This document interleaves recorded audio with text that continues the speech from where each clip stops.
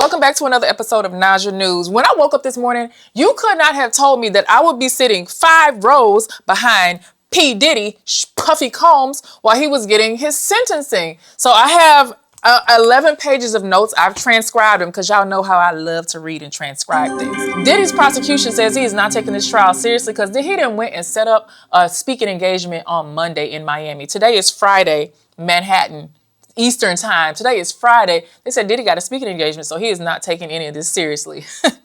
I know the other news outlets are going to bring you their particular set of details, but I want to talk about my interactions with the Combs children, what everybody was wearing, and the actual emotion that was shown in the courtroom. And I got me a little Naja News cup because it looks like y'all are here to stay and this is going to be a thing. Let me just tell y'all, by now you know the verdict, you know the outcome, but I was sitting in the courtroom literally feet away from him. I want to tell you exactly how the day went, what everybody had on, and the general attitude of everybody involved. Okay, so I'm going to be looking down here at the computer and at notes, and this might be a longer episode, so you're going to want to grab some tea or some coffee or some wine, and I'm literally just getting home from the courthouse. I still have on my court clothes. Look, let me show y'all what I got on. This is what you got to wear to court. When you're going to be like a journalist and you outside hustling, this is the kind of stuff that you wear. So I wasn't that cute today. Anyway, so we got there around 7:45. I went with a friend of mine here. So that's how I was able to gain fast access. Y'all, it's all about accessing who you know. Now, y'all know I ain't going to reveal my sources, but we were up in there. So we got there a little bit early because court was supposed to start at 9 a.m., ended up starting at 10 a.m. We got there was maybe a line of 20 people. It was quiet. I was shocked at how crowded it was not because people were like, oh, you need to get there at 5 o'clock if you're going to go. We got there and were just fine. Everybody started to fill in slowly but surely. So around 9 a.m., the music producer, Dallas Austin, he has a baby with Chili. He and 2 other colleagues were dropped off right in front of the doors of the courthouse. Then around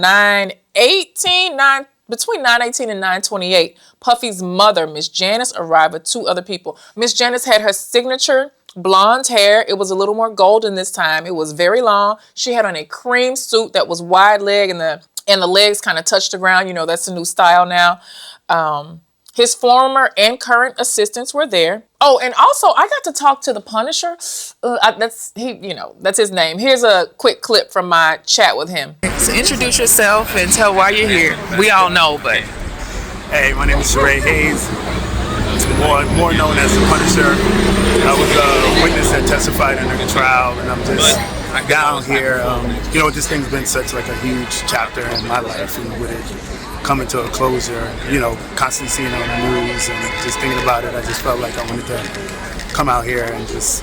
Do you have any expectations on what you're thinking might happen today? Okay. So y'all had to cut the Punisher off because I saw Miss Janice. I was like, oops, sorry, gotta go.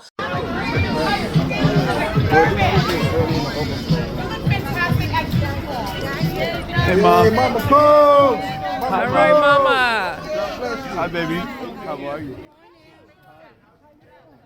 So then we were able to get in the courtroom right after the defendants, after Puffy's people went. So this is how it goes. Typically, press is seated first before the family, before the defendant, before the judge. The press, they get them all the way out of the way.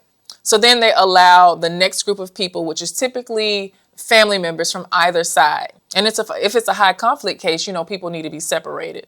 So when Diddy walked in the courtroom, he had noticeably gained like a little bit of weight. His face was fuller and his tummy was rounder. He had a camel colored, and I'm assuming it's cashmere because he's still rich, a sweater, just like sweater. This is my husband's sweater, actually. So he had a cashmere sweater on, just like this one, with a white dress shirt underneath.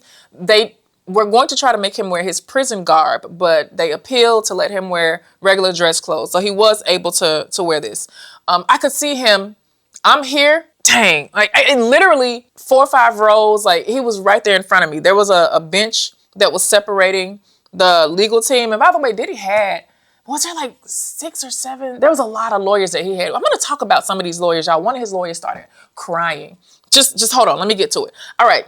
So they had a row reserved for all 6 of his older children. He does have that 2-year-old little baby girl. She was not present, but her mother was there. Misa Hilton, That's my girl. Misa is Justin's mother. She was present, looking as cute as ever.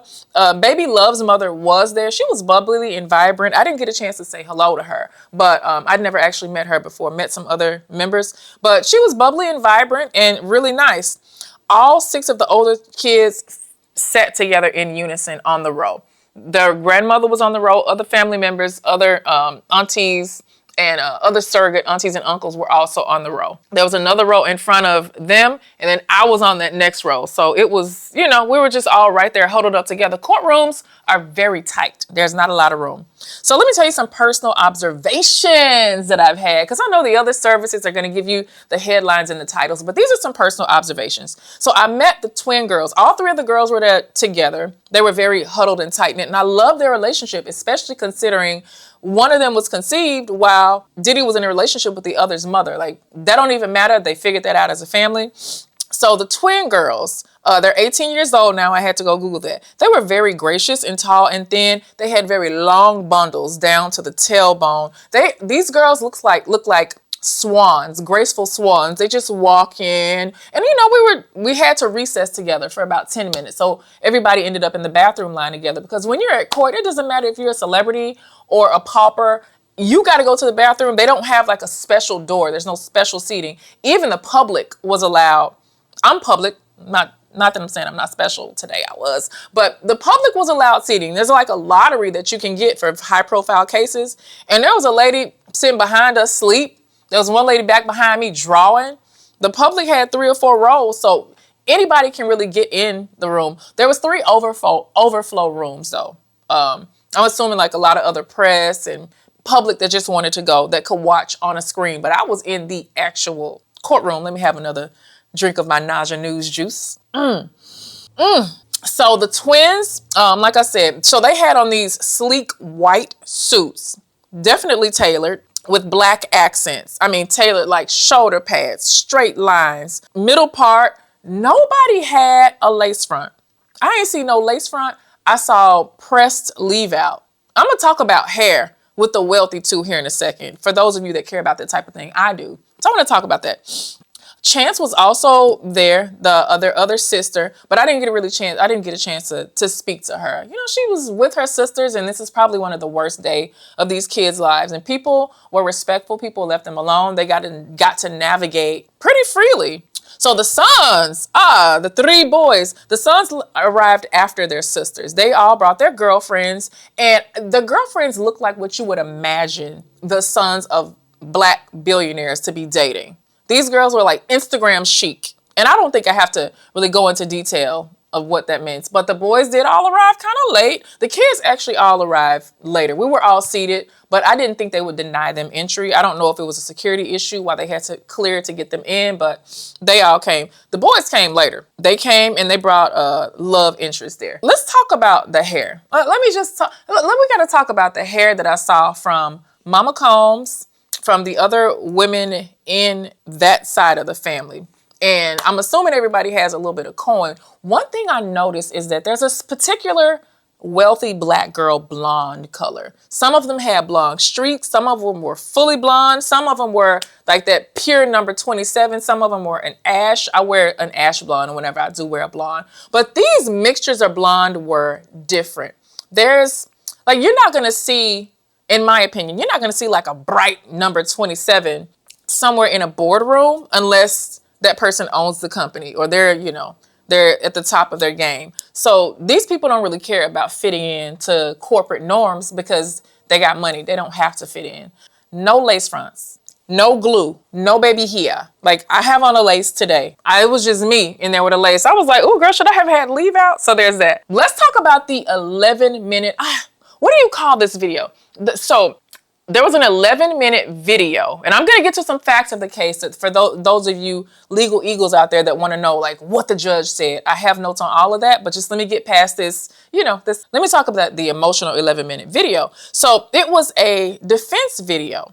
It was highly produced. It was emotional. It was edited and cut to perfection. Somebody should probably win an award at how good this video was cut and edited. It was intent. I'm sure they had to approve it, and but yeah, like it was it was a part of the defense. I've never seen or heard of someone submitting a video for their own defense. It's kind of like, hey, my mini free me movie, if you will. So the soundtrack was like Titanic. Like, remember when you watch Titanic and you near, far, away, like it was, and it made you kind of cry because it told a story. This video did that. It was endearing. The soundtrack was moving.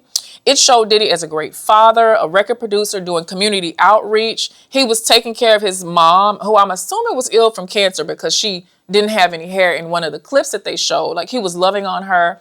They showed the triumph of her leaving the hospital. Kim Porter was central in this video. They showed she and Diddy when the babies were little. That spread, I think it was Ebony or one of those magazines that they did.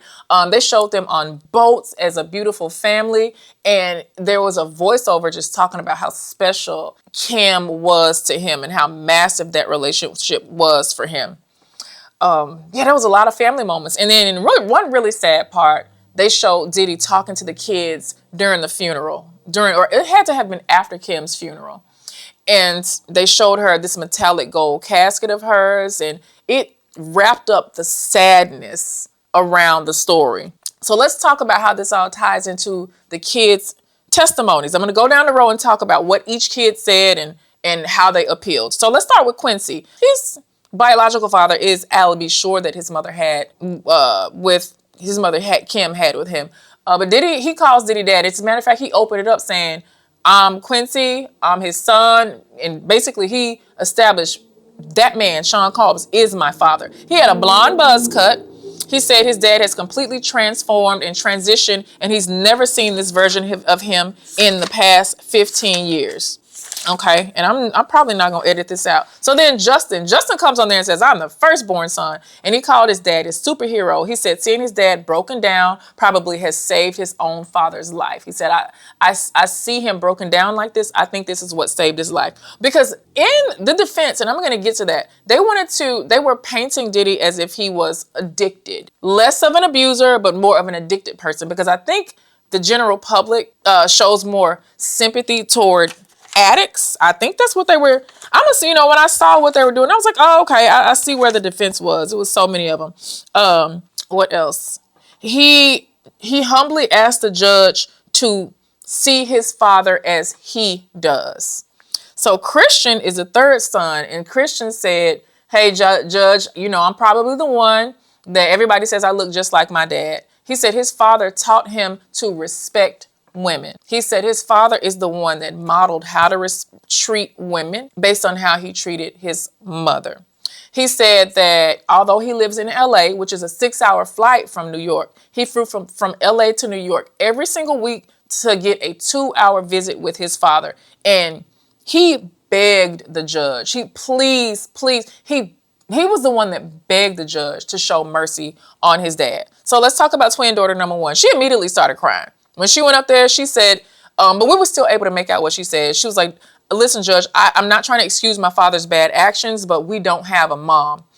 Y'all, that's when the whole courtroom started to kind of break down. I was looking around, I could hear people sniffling because we all know the tragic way that these girls lost their mother. And we know some of the speculation on how they did, but these kids do not see it that way. They don't see, they don't, whatever the public is saying about how their mom was lost, the children don't see it that way at all, or they didn't exhibit that today. So twin one said, I know my dad has done some bad things, but he has paid for them. Please, we don't have a mother.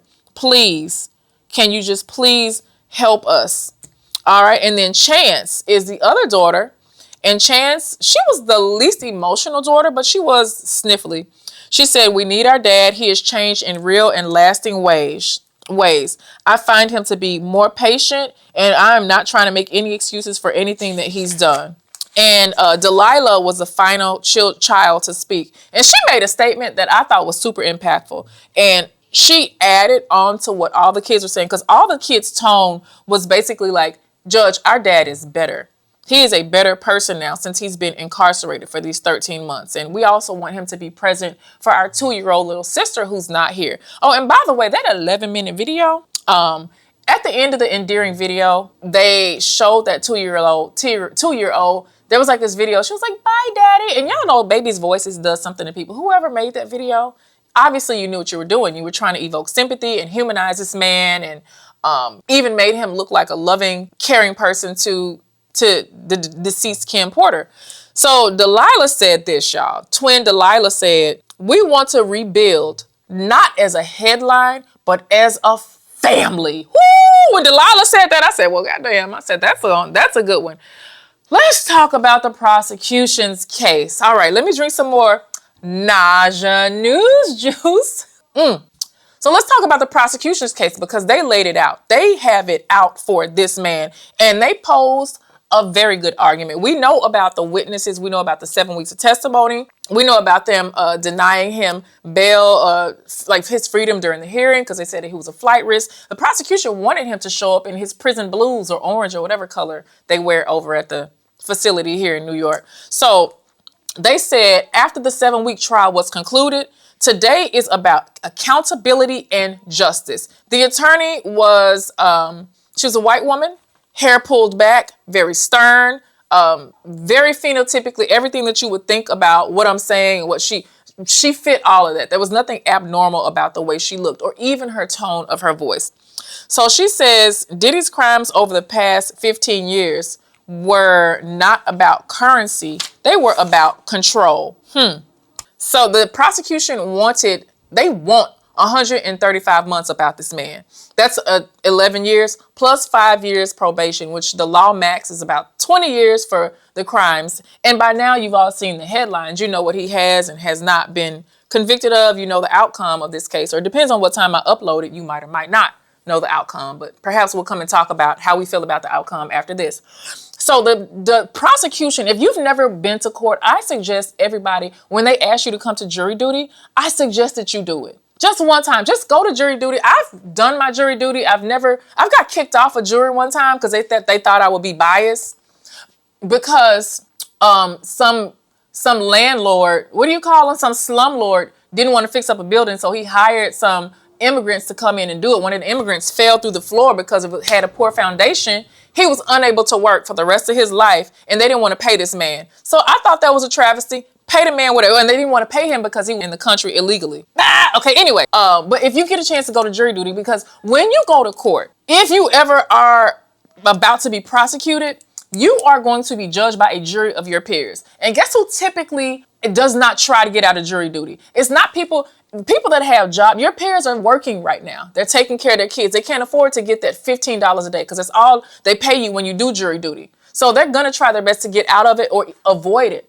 I had to go because they sent a warrant over to me. So I was like, okay, girl, I'm going to come and serve your little funky jury. But you're not really getting judged by your peers. So if you have the opportunity, sit on a jury. If you can afford to take the time off work, or you have the time, just sit on it just to see and understand how the legal process goes. I don't think any of us are immune from having a bad moment and being like, oh my God, we're on the other side of the walls. So get back to the point. So the prosecution wants 135 months up out of Diddy. They want him to do every single day of 135 months. They want the maximum. And so then for the next 40 minutes, and y'all, this is where I didn't have coffee this morning. This is where it gets kind of, they cited precedents over other cases. So they told about other cases that had been tried in New York City, similar to what Diddy's accused of, and said, hey, judge, we recommend this sentencing because this person that did the same thing got this. That's called a precedent. A lot of times they'll talk about that in law.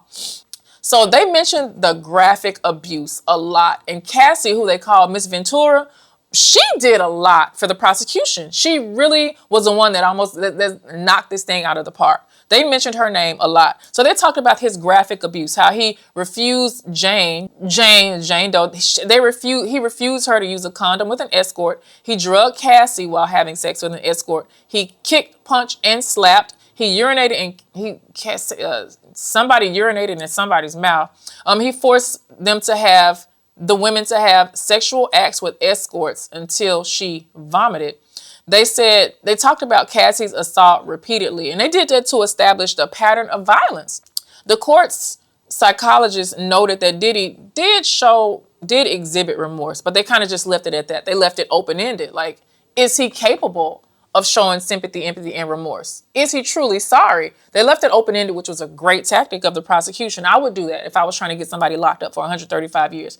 The prosecution said he was not taking these proceedings seriously. They said this man thinks it's a joke. You're supposed to make you prosecuting somebody, you're supposed to make them look like the worst person in the world. We've seen the videos of him assaulting people. We've heard all of the stories from disgruntled former label mates or people that feel that he didn't do right by them. Like, we've seen all the stories. We know the reputation. So the defense, I was like, how are they going to make this man they dragged Diddy. And they didn't even drag him. I'm going to say this. They didn't drag him as hard as they could have, considering all of the other things. I think the prosecutor wasted a lot of the court's time talking about legal precedent, trying to get him to get a higher sentence that the other dude did, because the judge, very smart fella, he was able to cite the case. He was like, well, wait a minute. But in that case, that particular defendant was also a felon, and he had also been convicted and served time in another country for this same case. And the prosecutor was like, oh, well, okay, I mean, yeah. So I think the prosecution could have spent more time on his character. They really could have done that if they wanted to have a home run. I feel like they took it light on him. I don't know why. Maybe they just didn't have a great day in court, or maybe there's something behind that. I've seen a prosecutor, and not in this case, but I have literally been in court with clients, and I've seen the two attorneys from the opposing sides go out in the hallway and make a handshake deal. So I don't know, y'all. I'm not saying, alleging, or anything that this happened in this case. Seen it happen in another case, so I saw it with my own eyes. All right, so let's talk about the defense. So the first lawyer, Diddy's first defense attorney, was a youthful looking white fella. He couldn't have been 40 years old. And there was one part when he read some text messages, because the prosecution spent so much time talking about that other case, the precedent from that other case. He found text messages from that other case that the defendant in the other case, they spent a lot of time talking about this other case, y'all. He found text messages, and I'm sure you law students or lawyers, I'm sure you guys are loving this part. He found text messages, and he was like, well, Mr. Combs never sent any of his accusers messages like this, and it was full of like the P word and the A word and all the words, you're pussy and you're blah. I was like, ooh, they read that out loud in court, and the immature part of me was like, I gotta grow up. Girl, you gotta grow up. So yeah, the first lawyer, he was youthful looking guy. He spent about 28 minutes dismantling the prosecution's case comparisons. Y'all, when these people get up and talk, and I guess if you're fighting for your life, you're gonna want somebody to talk and talk and talk, but he spent a long time talking. The judge did seem swayed though, because like I told you, the judge was able to kind of come in and refute some of the comparisons that they were making. So the defense claimed that other people with worse crimes, that have committed worse crimes or accused of worse crimes, served 57 less time than what the prosecution wants Diddy to serve. The defense says the 14 months I think he's been in there 13 months, but they said it's sufficient. They're like, hey, it's enough. Let's let him go with time served. That's what the defense wants. Obviously, if you're being defended, like, let me out today. So this second lawyer, let me drink some more nausea juice, because y'all, she started crying. She wept. If I hire you to defend my life, this ain't the time for you to show your emotion. Let me drink some more nausea juice, because hold on. So the second lawyer, she was a middle-aged black woman. She talked about how she met Diddy about 8 years ago, and how she was so inspired by him at some conference that she said she didn't know that he was speaking at the conference, and she was so inspired by him. And so she's representing him. She's on his legal team today. So I guess her purpose was to talk about his community activism and all that he's done, all the good that he's done in the world. So she started the speech talking about his community service and all his business success, how he was super young and he started Bad Boy Records, and he was this ambitious kid from Harlem and did his thing. So this lady was frustrating because she spoke very slow, and she gave long pauses. I would even say it was boring. And I was like, this is not a good use of the court's time, because y'all, like, if you're going to war on my behalf, I understand everybody has their roles, but it almost felt like she wrote her speech this morning. It almost like a little bit unprepared, because she was stumbling over her words and, So anyway, she brought up systemic racism. She talked a lot about black-owned businesses and how Diddy was a black entrepreneur and black success. I'm always very careful about that because let's not even lie. I don't, all races, ethnicities watch this channel, but we know globally there is a sense of fear and resent against Black success. We know that. We're not going to sit up here and play games like there's not. So I thought by mentioning that she was risking people showing bias because that was going to alienate her client. If you have, it angers some that this Black dude got this much money and he was doing whatever he was doing with it. It angers some people because it's supposed to be great for them, not him.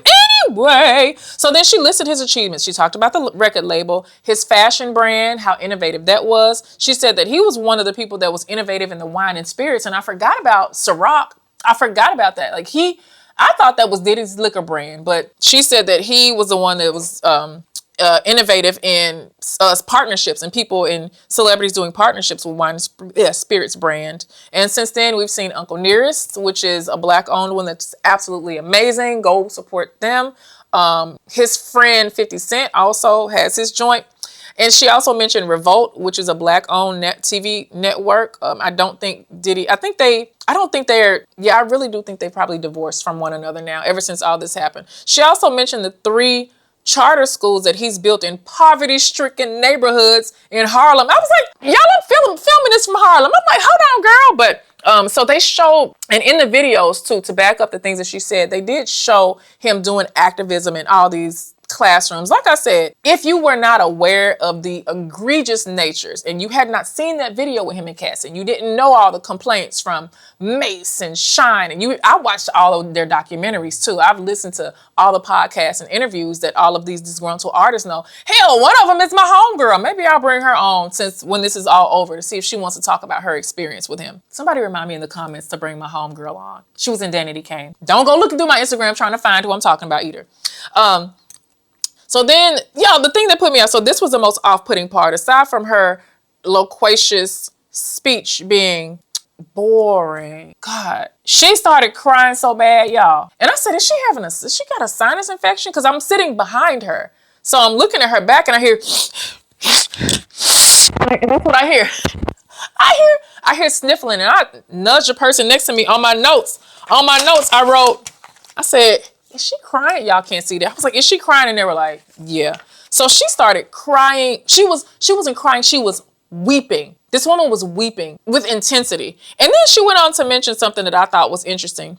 She said that she had been talking to him every single day since he's been in jail. So maybe she was one of the main contacts and she developed a close relationship with him, and that made her feel more endeared to him because she was emotional.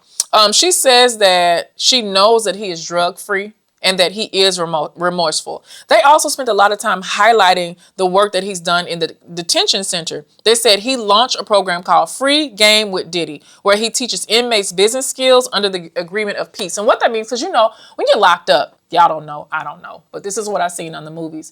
The first way you separate yourself in prison is by race. The Mexicans go over here, the Black dudes over here, the white dudes over here, the Aryan Nation. Everybody that's how we first find our group of people to keep us safe. And then obviously the gang affiliations. And Diddy was like, hey, listen, I can't teach a whole bunch of classes to different people, so y'all gonna have to agree to get along. So I guess there was some sort of peace treaty between all these people because they wanted to sit in Diddy's class and get the knowledge from him. 2 of those people that were impacted by his class they did even send in letters, and they read portions of those letters. They were good. I'm sure all this stuff was vetted. Oh, I cannot wait for y'all to see who did statements and letters for him. You're not going to be surprised. Are you going to be surprised? You're not going to be surprised by some of the names, but you might. So let's talk about the judge's role and his decision. So the judge was of Indian descent. He appeared to me to be of Indian descent. I didn't have a chance to Google him because I wanted to come straight home and shoot this video so I can post it so y'all can hear some of the other insights of it. We're going to talk about some BBLs too. Or do we really need to talk about the BBLs? I don't feel like we need to talk about the BBLs, but just know that they were in the building. Some look good, some didn't, but that's a risk you take with a BBL. Okay, so the judge had a lot of, and I don't know if they were like judges assistants. I don't know if they were intern. I don't know. The court reporters were over this way, but he had like a gaggle of other brown people with him, which I thought that was cool. He's like, each one teach one. Let me just let y'all watch me do my thing. Okay, so let's talk about some of the roles of the judge and decisions. Now I'm gonna be looking over here. So like I said, Cassie was repeatedly referred to as Miss Ventura. They overruled the defense arguments and did classify Cassie and Jane and other people as victims. Diddy's defense team did not want these people to be called victims. They wanted them to be either called escorts or willing participants. But the judge was like, nah, they were not willing participants. We're going to frame them as victims because that makes a hell of a difference in what sentencing and what that looks like. So they also ruled all the escorts as victims, even if they were willing to participate and paid to participate, because they were transported for commercial sex acts. They upheld that Cassie is not seeking restitution because, she already got a pretty coin from him, apparently.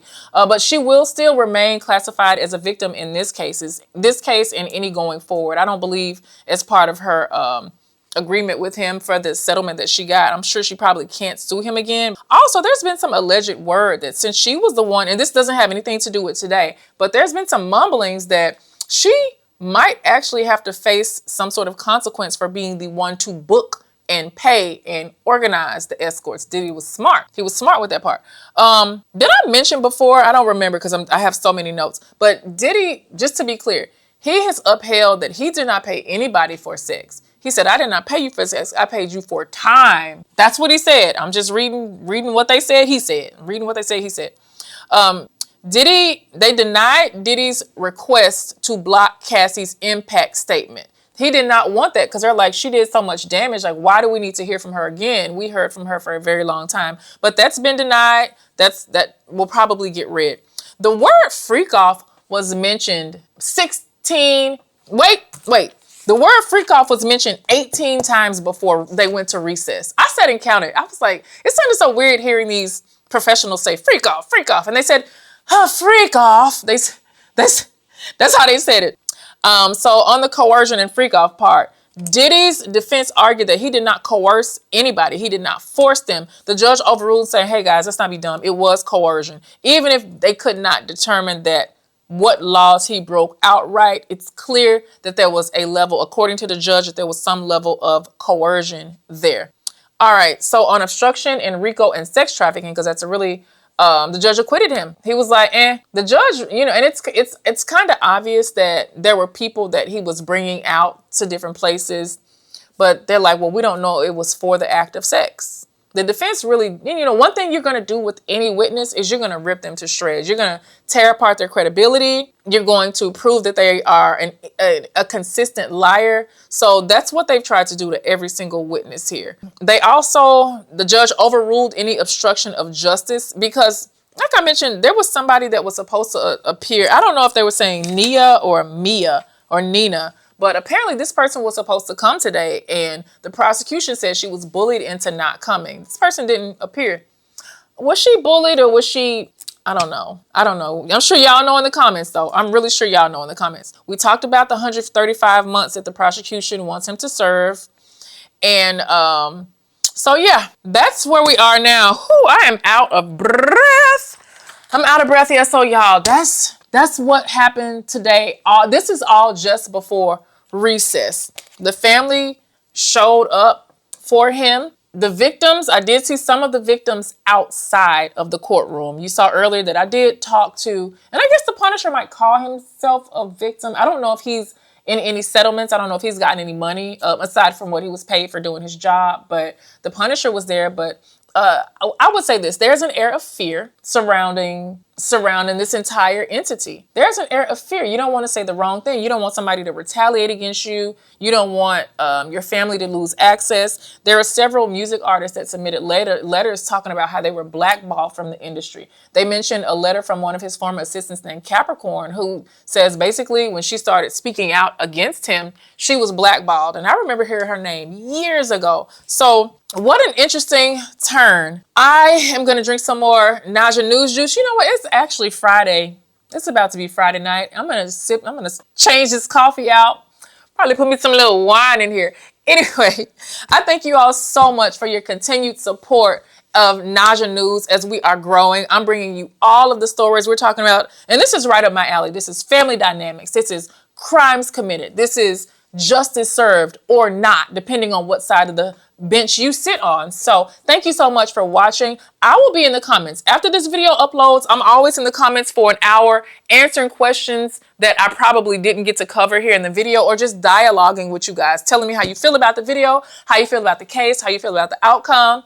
So what else? Make sure you like, subscribe, and share. I'm working on 2 very important cases next. I'll go ahead and tell y'all, Brandon Isabella, because we're moving over to another. We're going to leave Chicago here soon because, you know, I've been talking about a case in Chicago. We're going to talk about this case in Memphis. This man fed his 2-day-old daughter to the alligators in the Mississippi River. And I'm not playing. There's people out here to do things like that.